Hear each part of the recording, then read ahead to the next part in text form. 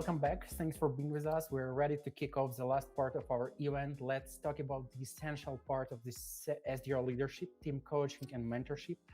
To drill down on this topic, I'm super happy to welcome the following experts: Elric from Chili Piper, David from Cognism, and Jared from RevGenius. Welcome, everyone. Hey, What's Vlad. up? Hey, everyone. How are you doing? Not bad. I'm in the UK drinking my tea, being as typical as physically possible for today. But yeah, getting that caffeine hit. I ran out of my tea in back-to-backs today, but excited to be here. Wishing I had tea in my cup at the moment. Water for me. So at the end of the day also. So cheers. And the same here. I noticed I'm out of water actually. So Awesome. Glad we're all staying hydrated today. yeah.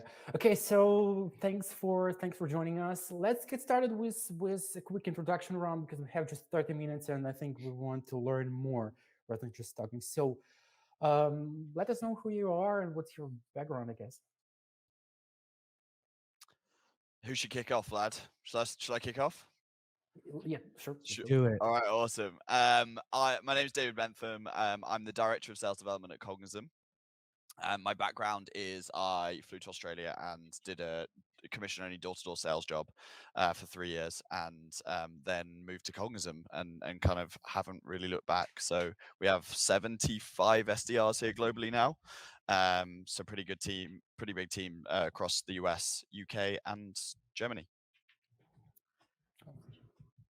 I'm Jared. I'm the co-founder of RevGenius. We're a community of sales, marketing, and RevOps professionals. We have about 30,000 of us now or more. My relation to the sales development world, we kicked off Rev League, went to market with SDR Pro, training full teams on sales development. Also helped a bunch of folks get into sales SDR roles. My background, 15 years, full cycle rep and leader. So I had to do it all, y'all, and I'm happy to be here. Hey everyone, Eric. So right now I'm enterprise SDR manager at Chili Piper. So I have 3.5 years as an SDR, outbound SDR, and now almost 2 years as an SDR leader. And right now, I just moved to the enterprise team 4 or 5 months ago. So I was leading the mid-market team, the EMEA mid-market team at Chili Piper, and now leading the enterprise team. And yeah, super happy to be here. Cool, awesome. So great experiences here. Okay, so let's get started with the very first question, and it will be really direct. So, should an SDR leader, I don't know, sales leader, lead by example, and how to find a balance here? So, what is ideas here and suggestions? Blueprint. Maybe I don't know Who's going to lead by Ben. example here? Yeah, look, I'm happy to kick off. I think there's a short and a long answer. I think the short answer is yes. I think it's super important that you, as a leader, you not only gain the respect and trust of your team, but also that you are in it with them and you understand what's going on in their world. I was super fortunate here that I started off as an SDR, so I did months of being a Cognism SDR, so I knew it pretty well. But the long answer is, before every SDR here starts jumping on their manager's back and saying they need to be cold calling every day, is the reality of my role, for example, is, do I spend an hour cold calling myself, or do I spend an hour coaching, a team of reps or focusing on strategy? And you're always playing that balance of what for me, I'm playing that balance of how can my time best impact the overall team? And so I tend to do it, but it's a lot more ad hoc. For me, it's a great way of, like, if we're having a slower month or slower quarter, for me to jump on the phones and just really lead by example then. So yeah, that's the long and the short from my end.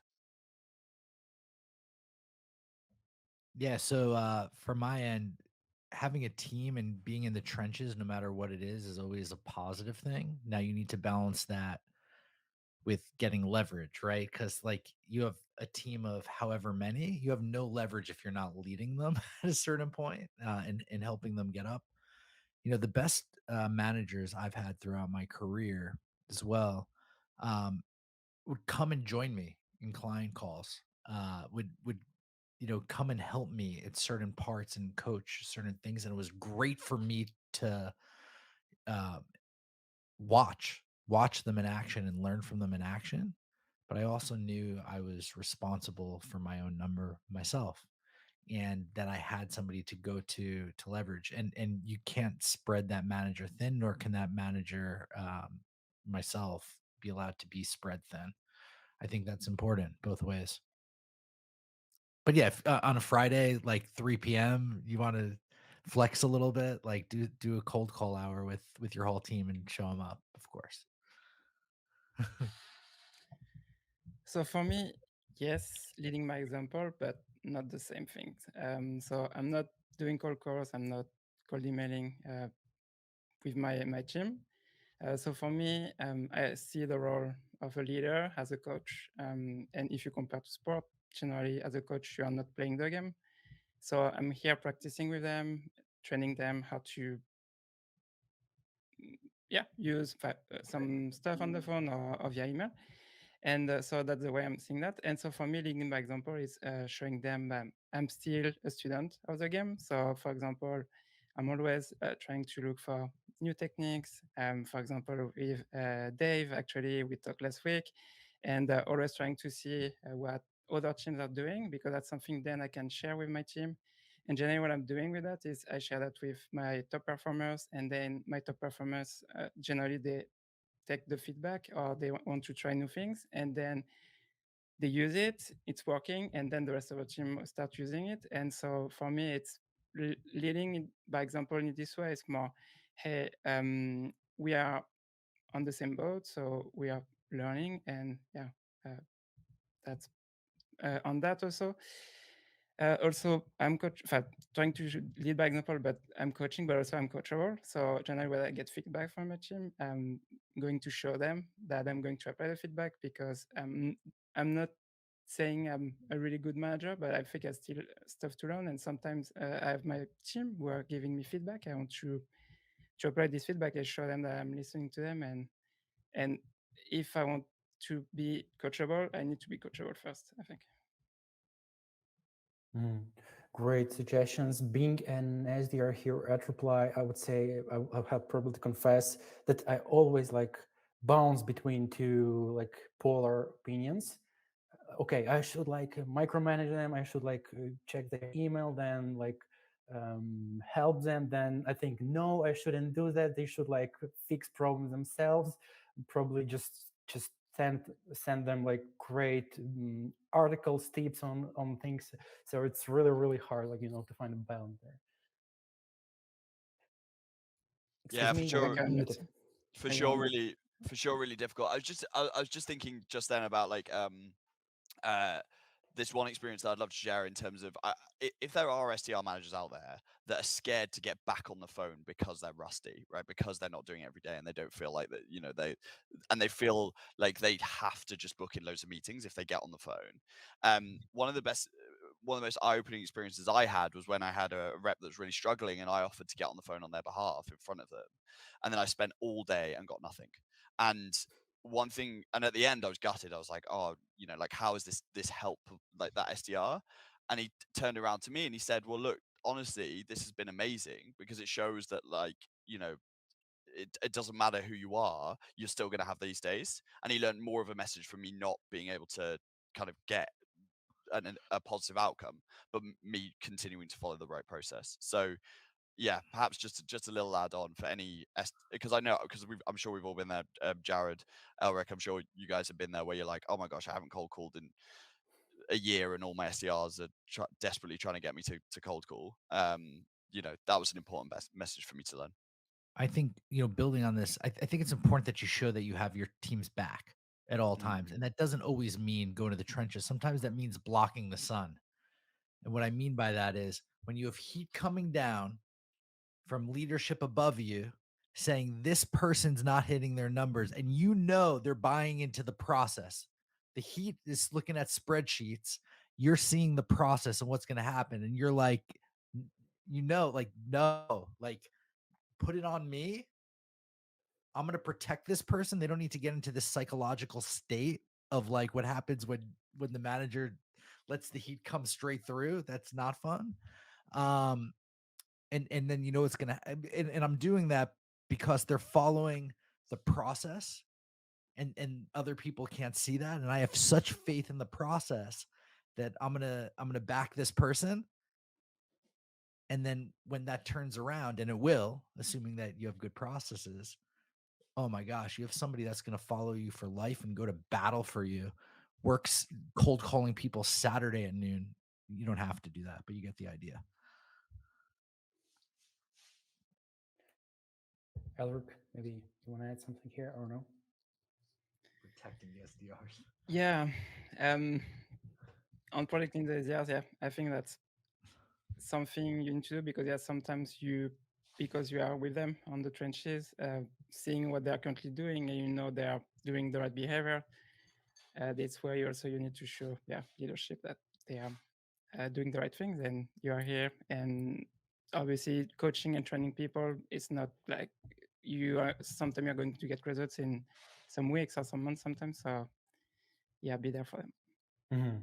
I see. Great, thanks. Sounds like each SDR leader has to like find a balance on their own, I guess, but definitely help their SDRs. Okay, the next question, very direct. Should SDR leaders focus on high performers or treat all SDRs equally? Because I'm struggling here as well again. Yeah. I can start because I changed my mind on this one recently. So a year ago, for me, it was only high performance. And now it's more focused on the people on my team who want to grow and to learn. If someone, for example, I can spend an hour, 2 hours per week with this person, and this person is not applying feedback, I'm not going to spend too much time on this person. I'm going to focus on someone who maybe struggle more than this person, but going to apply my feedback. And I know I can spend 3 hours or 4 hours with this person because this person is really in this growth mindset. And I think the results of doing this is going to pay off. So yeah, because before for me it was only high performers were only my focus because it's easier to have a high performer to perform to get 2 or 3 more meetings per month. But now I'm thinking more about, hey, this person my team wants to learn from us. Yes, okay, I'm going to spend more time with this person.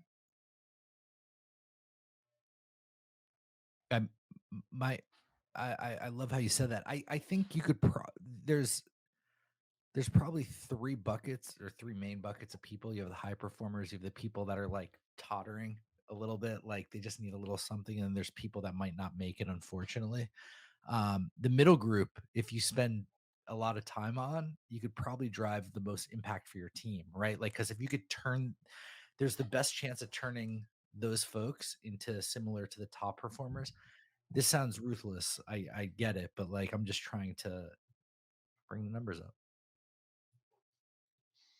No, I totally agree. I think we're all on the same page with this one. I think it's all about who can an hour of my time give the biggest impact to, and that can be a bottom performer or a top performer. I think I agree with Eric exactly. Like, it's about coachability on their side. I mean, at the end of the day, for example, if I bring in 5 new SDRs in a month, I'm going to focus my first week pretty heavily on them because it's going to be so easy to get them from 0 to 5, right? Or 5 meetings in that week, and so yeah, so I'm going to spend my time on those individuals, but there's no kind of right. There's no kind of like top or bottom. I certainly won't spend a bunch of time on a high performer who I feel like I've taught everything that I can to, because then I'm wasting time. So it's all about impact, really. Got it. So like we should probably focus on people who like want to be top performers but struggle in some way. I see. Okay, great. We have lots of follow-up questions, so I will quickly go through my questions and then we will go through the questions from the chat. Okay, so my question was um, how to motivate and challenge SDRs who haven't been achieving quota for a while. Like, what your playbooks here, checklist, best practices. Sure, happy to say this. So we have triggers in place for what we call the performance improvement plan, which I think is a universally known, corporate way of dealing with people who are in kind of challenging situations.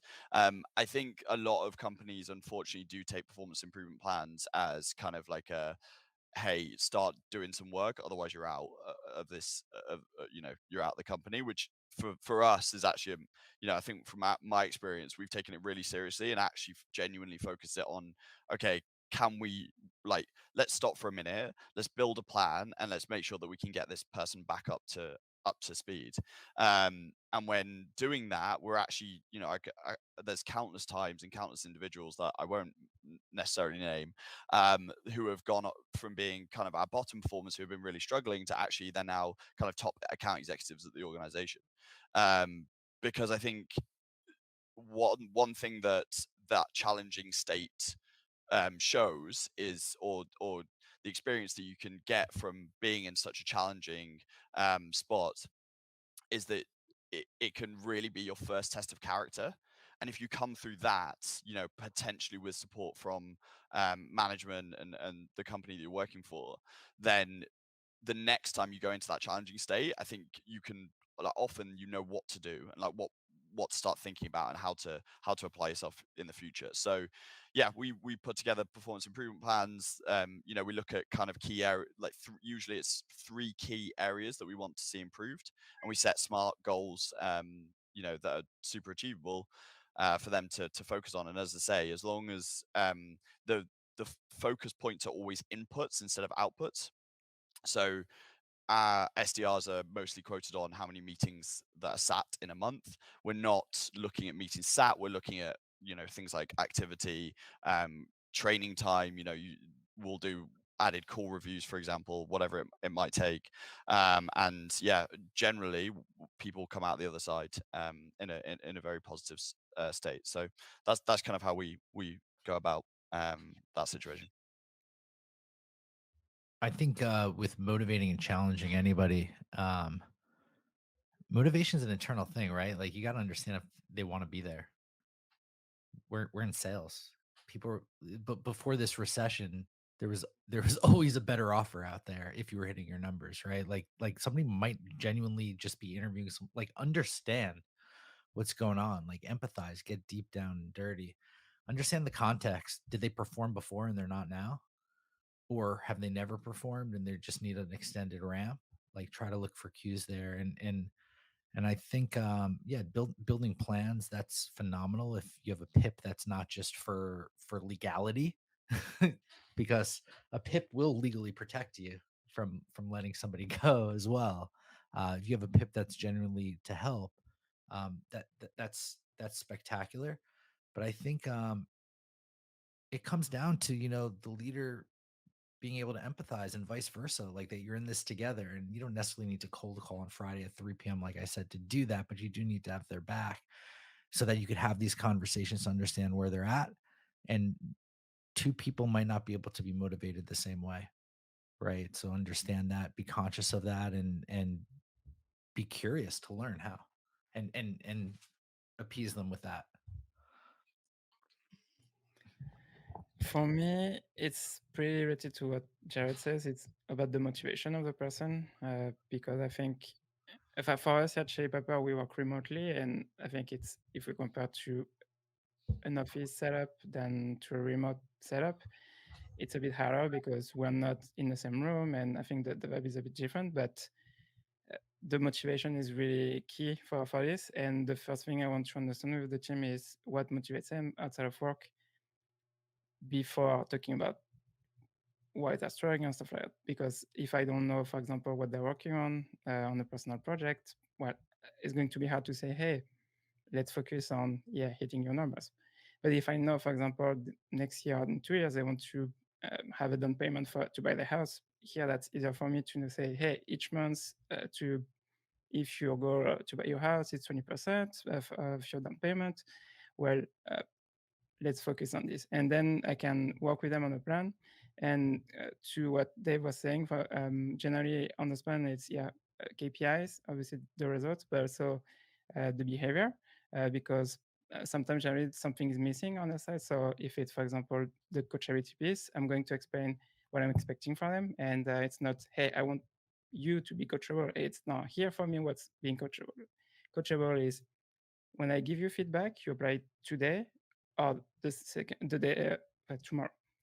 Second thing is you ask me for feedback at least once a week, for example.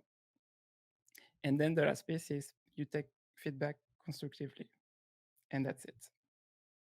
And generally, what happens after those conversations, there is change in behavior, and sometimes, obviously, in the results also, but sometimes it doesn't. So. Awesome. Thanks.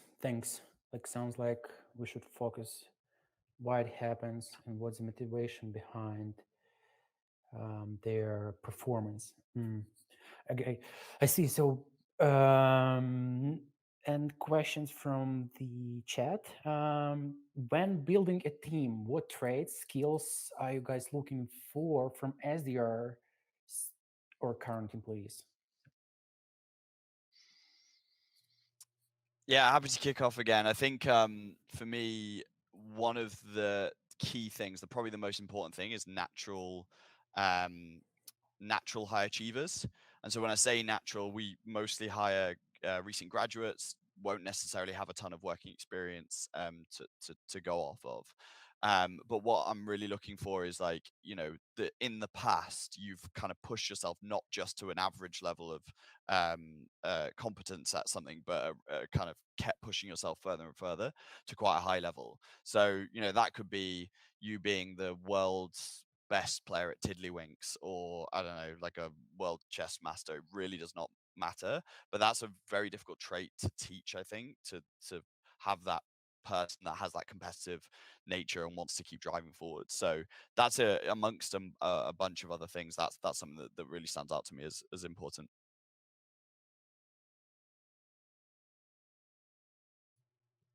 You're on mute. Excuse me. I'll be real early stage. We need a self-starter that could figure this shit out themselves. Like, no one will really say that. Sure, hire that person that's really great with the playbook in the beginning and then come back and tell me that, like, why you had to hire again. Like, people that are curious, they work fast, they can figure things out fast, move fast, and are coachable, and don't necessarily need an SOP for everything, is essential early stage, right? Like, as you have more resources to build enablement and stuff, it becomes different, of course. Yeah, similar for me. So coachability and being curious, that's on my list. And then, like you mentioned, Jared, for me, it's more being adaptable, for example, because right now, the team I'm working with, it's a pretty small team. For us, the enterprise team is the smallest team on their org. And right now, we don't have the playbook. And here, we need to create everything. And I need someone on my team right now that can do the job without having like clear indication. And so right now on my team, for example, I'm not going to hire people who are new to the SDR job. I'm going to hire people who already done the job or that can show me that they can adapt or create processes. Yeah, and that's critical. Like, I once came onto a company where I was doing everything in the beginning, and before, the company was just kind of moving around in circles, and I'm like, you guys don't want revenue? And so, just someone that could push in and just start making it happen is big. Yeah.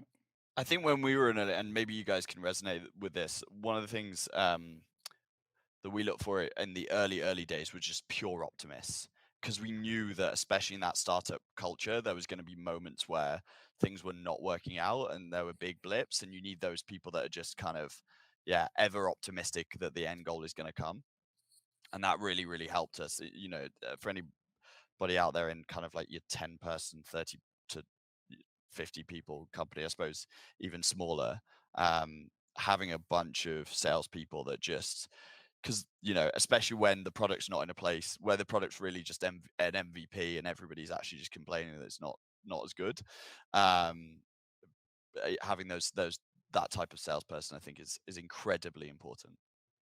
Just to add on to what you guys are saying. Yeah, they literally write books where they tell you should get rid of the Z.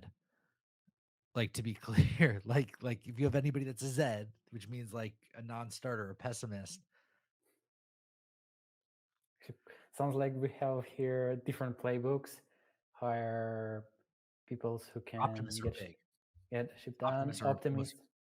Yep, optimists. People with, I would say, genuine curiosity, and who can make have things done. Okay, so Emil asks, what key SDR performers do you guys focus on? What would you suggest here, other SDR leaders? What should we focus on? Like, I guess it's KPIs, right? Yeah, so we've done something quite interesting at Cognism, which, like, for any SDR leaders, I think this has been such a game changer. I actually stole this completely off of Caitlin Kelly, who at the time was working for Outreach. So if anybody knows Caitlin Kelly, we do this thing. We've called it the Cognism 17. It's basically 17 attributes that we're every month the SDRs like self focus on. And the reason I bring it up is because I don't want this to, I think this answer could be really obvious. You could say, okay, meetings booked, meetings attended, opportunities created, pipeline dollar, like sourced revenue, right? That could be your drivers. But for us, we include those in the 17, but we're also including things like how many books you've read on sales in the past month, or podcasts, or like what literature you've read, or focusing on kind of we call it the zero board, which is basically a dashboard that we have where you should have 0 reports in there, because it essentially highlights issues with your admin. So if there's obviously like a tolerance, people make mistakes, but essentially, like, we're looking at kind of like how well you filled in your reporting and things like that. So it really can be, there's so many different things that SDRs really need to be thinking about, but also as a business, we're the landscape for us is changing.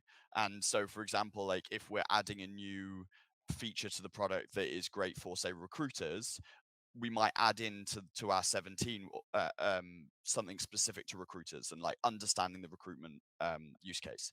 So I really, I think for any SDR managers out there, there's a bunch of different things that you want to be thinking about. Definitely stuff past just your average kind of outcome metrics. The most organized, and I'm not on mute, the most organized performance plan that I ever had was because I've been early stage the last 10 years. So it hasn't been baked out as much as some others, admittedly. But early stage, like 50% of the plan was on soft KPIs. Activity was one of them, but not just raw activity per se. It was also like, how many proposals have you drummed up, or like figure out like an activity that associates with the funnel, and then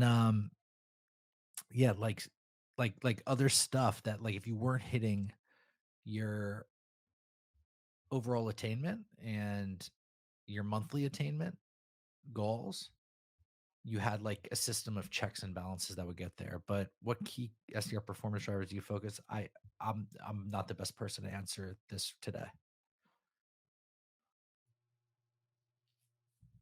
So for me, and I'm thinking about that right now because that's something I'm thinking about for next year. how we can drive more quality, for example, because for us right now it's driving meetings, so it's not really focused on the quality. So conversations will be one. So is it on the phone or via email? Because I prefer to send maybe 10 emails and then you get 3 replies than sending 100 or 200 emails and get the same amount, the same results. So that will be one. And then I really like what you said, Dave, because that's not something I think about the having metrics not related to the activity or the result, but more focused on the skill development. And I think that could be interesting to figure out that, because you can track that they're also trying to learn also on their own, and you can track that. So that's that. And right now, so we're calling that standards of the team, and that's something we're going to track. It's on skills also that we're going to track. So it's based on, obviously you have performance and KPIs, but then you have also the coachability piece on a scale 1 to 5. How are you ranking? Here it's not something we can track on Salesforce or on other dashboards, but it's every month we have like on our monthly one-on-one, the first one-on-one of the month, we're going to talk about this, and we're going to track month over month to see if they are improving on specific skills. Okay, great. Thanks for your answers. Okay, so we unfortunately run out of time. I guess we need to, like, next time have these masterclasses longer, this panel discussion longer. So thanks for your time, everyone, and I don't know, see you in the future. Thanks so much. Cheers, guys. Thanks for Really having appreciate us. it. Thanks, Thank Matt. you. It's been Bye-bye. fun. Have a great Bye. evening. Bye. Bye, bye, bye.